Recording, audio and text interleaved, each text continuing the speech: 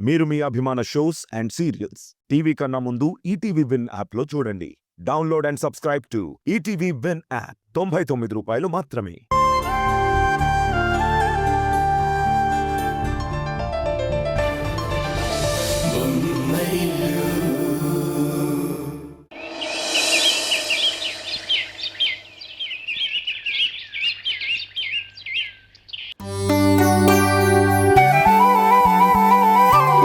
హారిక, అమ్మా హారిక,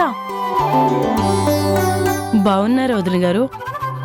ఇప్పటి వరకు ఏ ఢోకా లేకుండా బ్రహ్మాండంగా బ్రతుకుతున్నాం. ఇప్పుడు మీరొచ్చారుగా, చూడాలి ఇప్పటి నుంచి ఎలా ఉంటాము. మీ మంచితనానికి మీరెప్పుడూ మంచిగానే ఉంటారు. కాలే ఇరుముకు ఎప్పుడూ తుప్పు పట్టదు, మీ మంచితనానికి ఎప్పుడూ చెడు చేరదు. ఇంతకీ ఉరుములేని పిడుగులా ఇంత సడన్ గా మీరెందుకు ఊడిపడ్డారో? ఏం లేదు వదినా, అమ్మాయిని చూసి చాలా రోజులైంది కదా, ఒట్టి మంచి కూడా కాదు, ఒక్కసారి చూడాలనిపించొచ్చాను. ఓహో, అప్పుడే మీ అమ్మాయి మీద అంత బెంగ పుట్టుకొచ్చేసిందన్నమాట. చేతిలో ఇవేంటి ఆయాసపడుతూ మోసుకొచ్చారు? ఇవా, ఎలాగో వస్తున్నాను కదా అని అమ్మాయికి సారే తనకిష్టమైన పిండి వంటలు తీసుకొచ్చాను వదినా.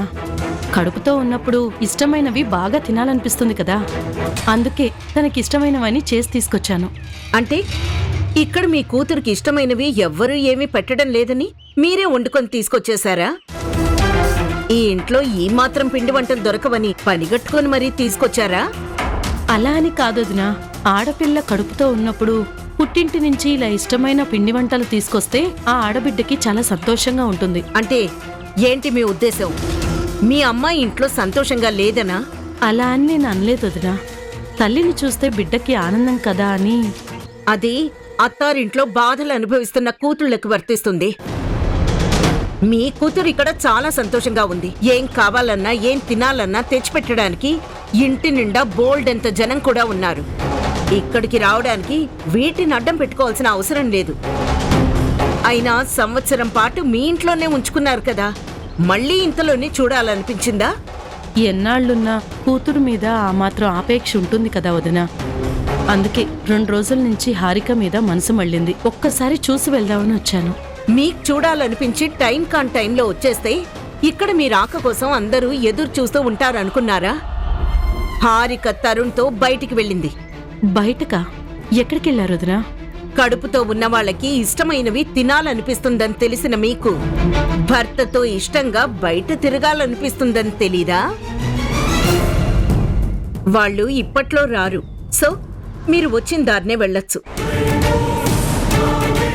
అలాగే తనకేం తింటే మంచిదో అవన్నీ మేం కడుపు నిండా పెడుతున్నాం, కానీ మీరు ప్రేమతో తీసుకొచ్చిన పిండి వంటల్ని అలాగే మీతో తీసుకెళ్ళండి.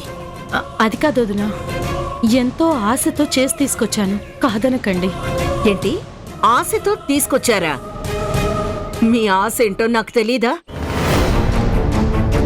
మీరు పిండి వంటలు ఇవ్వాలని చూపిస్తున్న పట్టుదల చూస్తూ ఉంటే నాకిప్పుడిప్పుడే విషయం అర్థం అవుతోంది.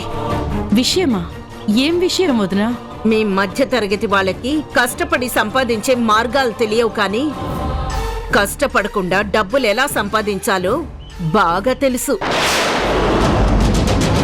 ఏం మాట్లాడుతున్నారు వదినా?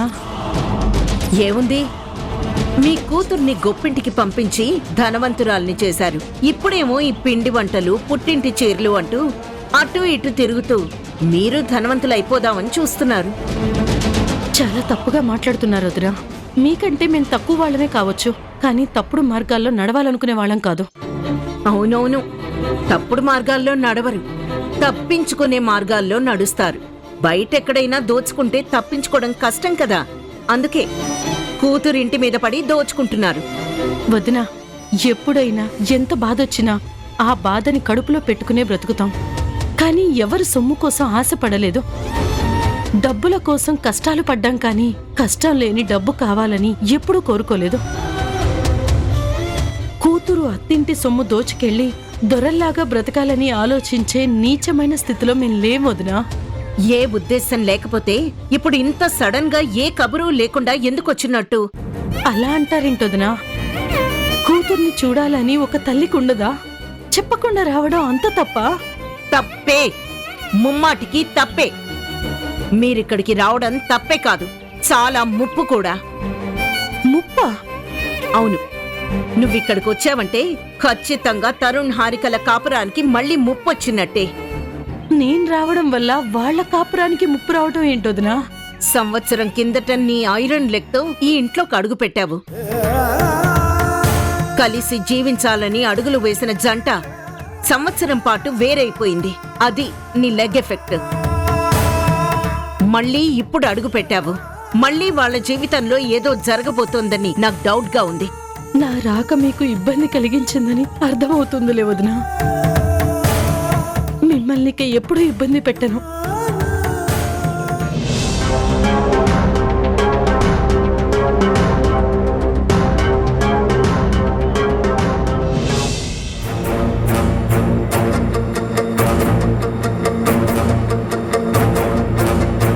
పిన్ని వెళ్ళిపోతుందేంటి?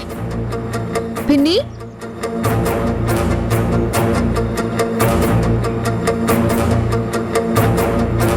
ఎప్పుడొచ్చారు పిన్ని? కాసేపటి క్రితమే వచ్చానమ్మా. మరి అప్పుడే వెళ్ళిపోతున్నారేంటి? ఏం లేదమ్మా, మీ బాబాయ్ ఏదో అర్జెంటు పనుందని ఫోన్ చేశారు. మళ్ళీ వస్తాను. అదేంటి పిన్ని, అక్కని చూడకుండానే వెళ్ళిపోతారా? మీరు వచ్చి తనని చూడకుండా వెళ్ళిపోయారని తెలిస్తే అక్క ఎంత బాధపడుతుంది? హారిక వాళ్ళు బయటికెళ్లారంట కదమ్మా. నేను వెళ్ళి మళ్ళీ ఇంకెప్పుడైనా వస్తాను. వాళ్ళు వెళ్ళింది హాస్పిటల్కే పిన్ని. వెళ్ళి చాలాసేపు అయింది. వచ్చేస్తూ ఉంటారు. ఒక 5 నిమిషాలు ఆగితే చాలు. అక్కని చూసి వెళ్ళిపోవచ్చు. కొంచెం సేపు ఉండండి పిన్ని. లేదమ్మా, మీ బాబాయ్ ఏదో అర్జెంటు పనుందన్నారు. నేను మళ్ళీ వస్తాను.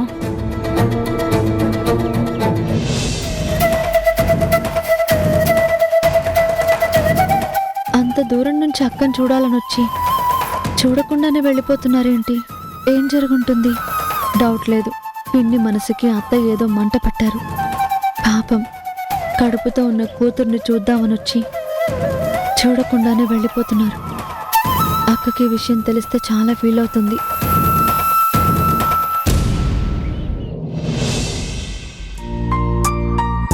అక్క వచ్చేసారా? నీ రావడం ఏదో 10 నిమిషాల ముందు వస్తే ఎంత బాగుండేదో తెలుసా? మంచి ఛాన్స్ మిస్ అయిపోయావు. మంచి ఛాన్సా? ఏంటి ఉషా అది? మీ అమ్మగారు ఇంటికొచ్చారు. అమ్మ వచ్చిందా? అవునక్క. నిజం చెప్పు ఉషా, అమ్మ నిజంగానే వచ్చిందా? నిజంగా వచ్చారక్క. ఇప్పుడే, నువ్వు రావడానికి ముందే వెళ్ళిపోయారు. వెళ్ళిపోవడం ఏంటి ఉషా? నేను వచ్చే వరకు ఉండాలి కదా. తను వెళ్ళిపోతూ ఉంటే నువ్వేం చేస్తున్నావు? నేను పిన్నిగారిని ఆపడానికి చాలా ట్రై చేశానక్క. కానీ ఎంత చెప్పినా అర్జెంటు పనుందని ఆగకుండా వెళ్ళిపోయారు. అదేంటి, ఇక్కడి వరకు వచ్చి నేను వచ్చే వరకు ఆగకుండా వెళ్ళిపోవడం? అవును ఉషా, ఇలా వచ్చి అలా ఎలా వెళ్ళిపోయారు? నువ్వైనా మేము వచ్చే వరకు మేనేజ్ చేయాల్సింది. మేనేజ్ చేయడానికి ట్రై చేశాను బావగారు. కానీ అసలు మాట వింటే కదా ఎంత త్వరగా వెళ్ళిపోదామా అన్నట్టే ఉన్నారు. అసలు అమ్మ అలా ఎలా వెళ్ళిపోతుంది? ఇక్కడ తల్లి కాబోతున్న తన కూతురుంది.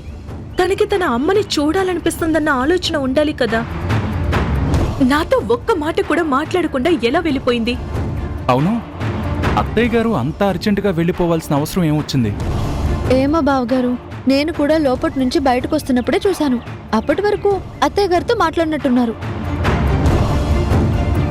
హడావిడిగా బయటకొచ్చి బాబాయ్ గారి దగ్గర నుంచి ఒక అర్జెంట్ కాల్ వచ్చింది, మళ్ళీ వస్తానని చెప్పి కాళ్ళకి చక్రాలు కట్టుకున్నట్టు చాలా ఫాస్ట్గా వెళ్ళిపోయారు. అంత అర్జెంట్ పని ఏమై ఉంటుంది హారిక? హలో, చెప్పండి.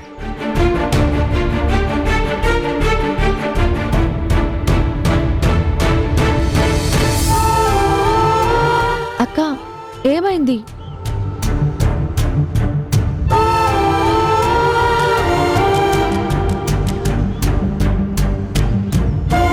అమ్మ నన్ను కలవాలని వచ్చుంటుంది. కరెక్ట్గా నేను బయటకు వెళ్ళినప్పుడే రావాలా? అయినా కాసేపు ఉండొచ్చు కదా. ఈ నాన్నొకరు నన్ను కలవకుండా ఎందుకు వెళ్ళిపోయిందమ్మా? అంత అర్జెంటు పని ఏముంటుందో నాకేం అర్థం కావడం లేదు.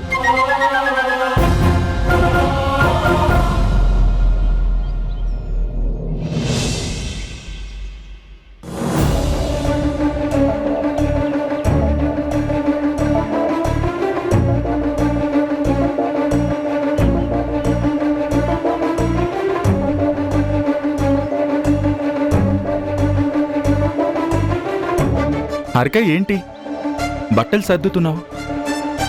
మనం ఎక్కడికైనా టూర్కి వెళ్తున్నామా? మనం కాదు, నేను ఒక్కదానే వెళ్తున్నాను. నువ్వు ఒక్కదానివే వెళ్తున్నావా?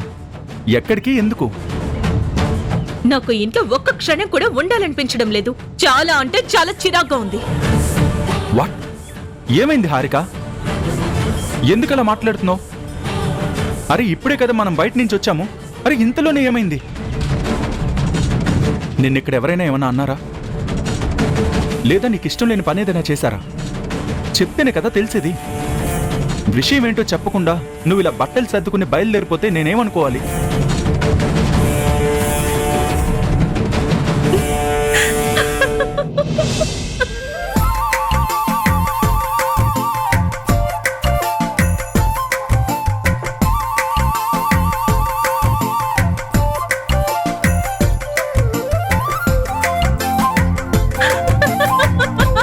Harika,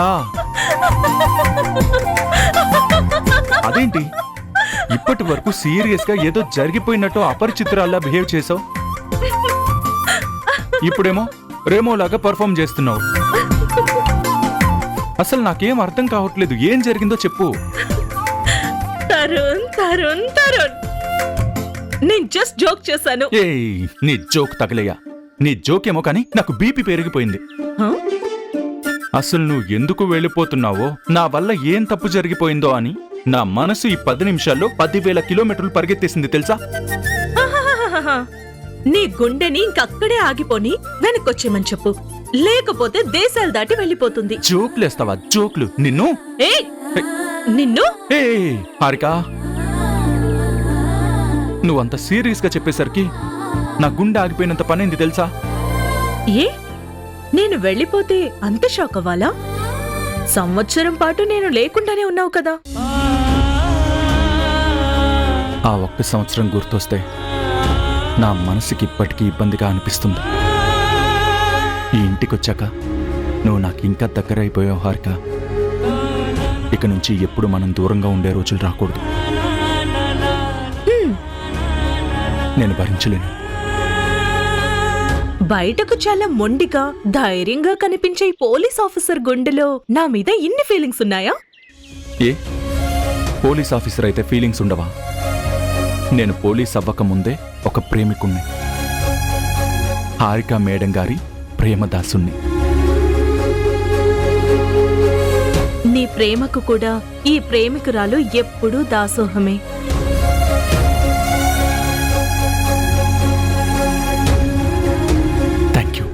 thank you so much. Tarun, నీ ప్రేమను చాలా మిస్ అయ్యాను. నువ్వు నా మీద చూపిస్తున్న ప్రేమకి థ్యాంక్స్ చెప్పినా అది చాలా చిన్న పదమైపోతుంది. మనసులో ఇంత ప్రేమ పెట్టుకుని సీరియస్గా బట్టలు సర్దుకుంటూ నిజంగా వెళ్ళిపోతున్నట్టు ఎంత బిల్డప్ ఇచ్చావో తెలుసా? బట్టలు సర్దుకున్నదైతే వెళ్ళిపోవడానికే. అదేంటి ఇప్పుడే కదా జోక్ చేశానని చెప్పావు? నేను సీరియస్ గా ఉన్నది జోకే, కానీ నేను బట్టలు సర్దింది మాత్రం వెళ్ళడానికే. ఎక్కడికి? అమ్మ వాళ్ళింటికి. అదేంటి హారిక, మళ్ళీ ఇదేం ట్విస్ట్? సడన్ గా ఈ డెసిషన్ ఏంటి? అమ్మని చూడాలనిపిస్తుంది తరుణ్. ఇలా వెళ్ళి అలా 2 రోజుల్లో తిరిగి వచ్చేస్తాను.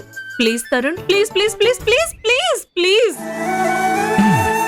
ఈ క్యూట్ బేబీ గర్ల్ ఇంత క్యూట్ గా అడిగితే ఎవరైనా కాదనగలరా? సరే వెళ్ళు, కానీ అక్కడే ఉండిపోకుండా 2 రోజుల్లో తిరిగి రావాలి, ఓకేనా? ఈ క్యూట్ బేబీ బాయ్ ఇంత క్యూట్ గా అడిగితే నేను కాదనగలనా? వచ్చేస్తాను. నిన్ను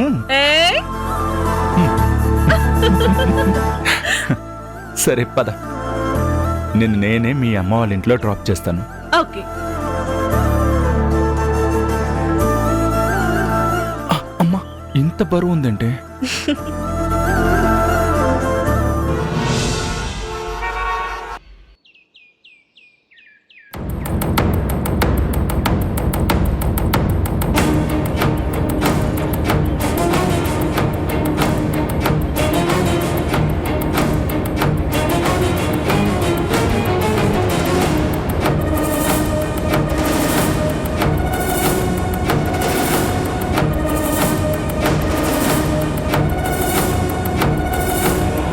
ఏంటమ్మా అంత సీరియస్గా ఆలోచిస్తున్నావు?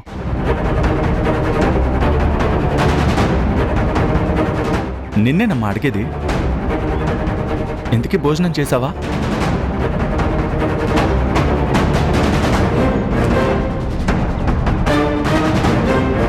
ఈ ఇంట్లో ఒక్కొక్కరు వాళ్ళ పరిధి దాటి పెద్ద నిర్ణయాలు తీసుకునేంత పెద్దవాళ్ళు అయిపోయారు కదా.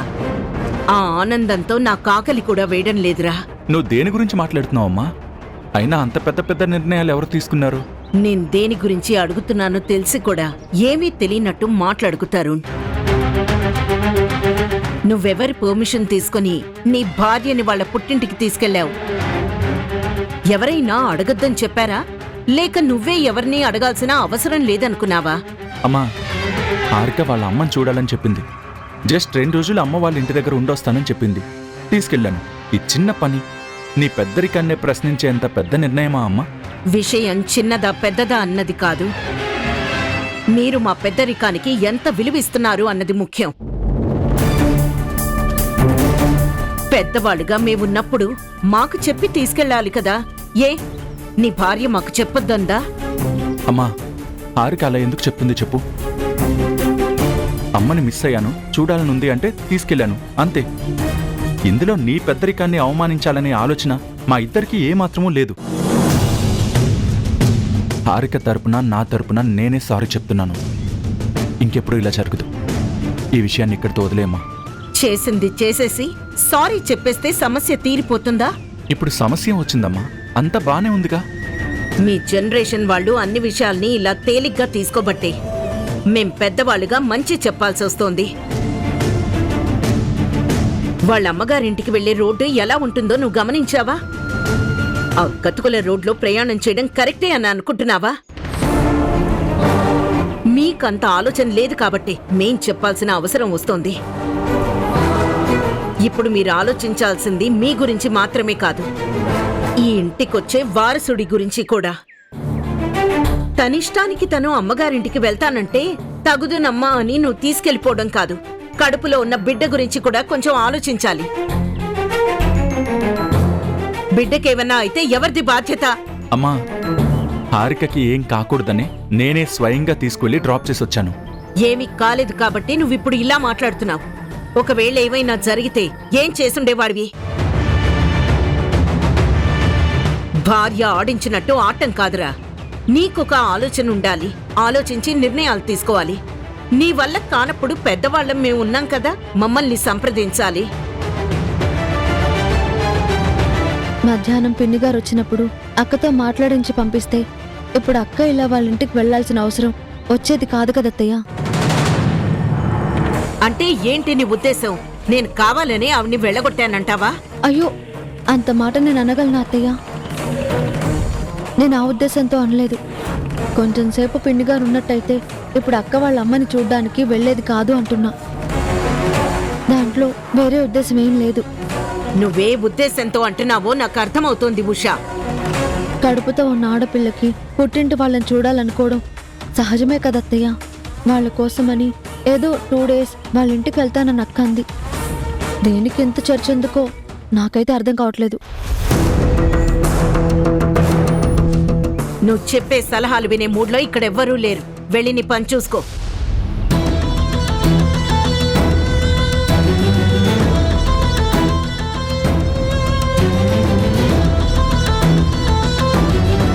చూడతారు, నీకు చివరిసారిగా చెప్తున్నాను, ఇలాంటి తప్పులు ఇక ఎప్పుడూ రిపీట్ కాకూడదు.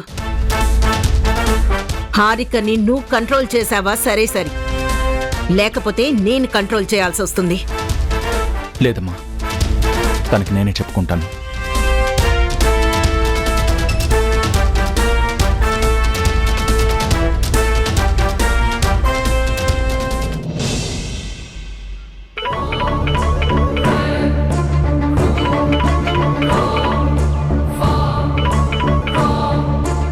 చెప్పు ఉషా.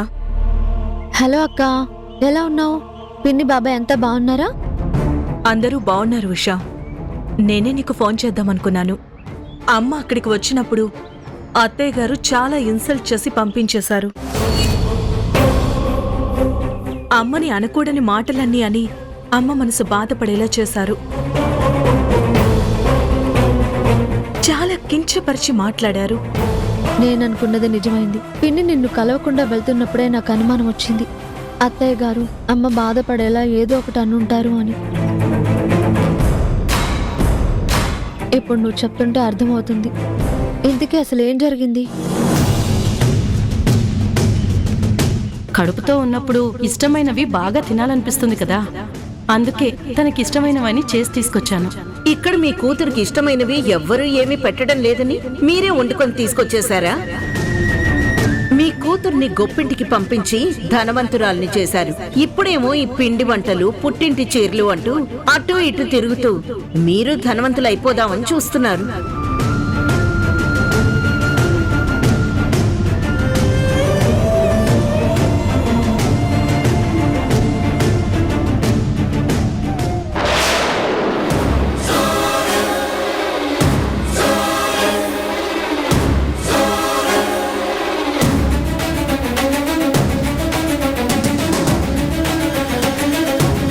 ఈ ఉషా హారిక వాళ్ళ పుట్టింటికి వెళ్లిన విషయం గురించి అందరితో చెప్తున్నట్టుంది.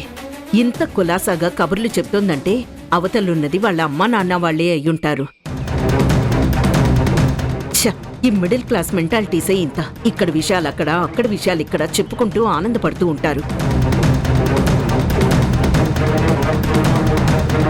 ఈ అలవాటు పోవాలంటే గట్టి ట్రీట్మెంట్ ఇస్తాను. ఎవరితో మాట్లాడుతున్నావు?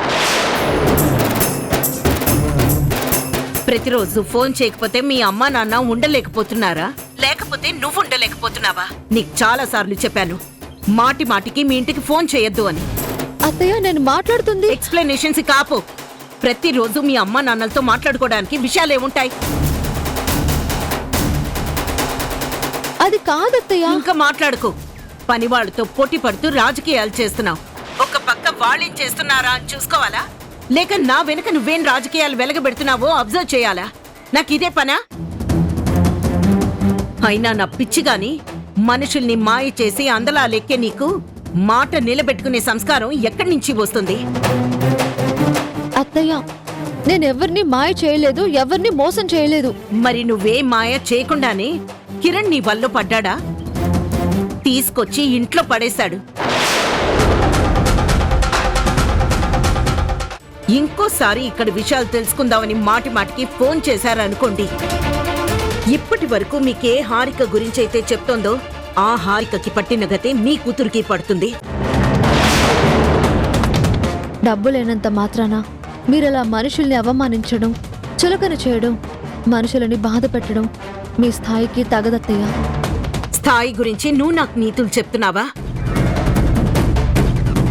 అదే స్థాయి గురించి నేను ఆలోచించుంటే నిన్ను కోడలిగా ఇంటి గుమ్మంలో అడుగు పెట్టనిచ్చేదాన్నే కాదు.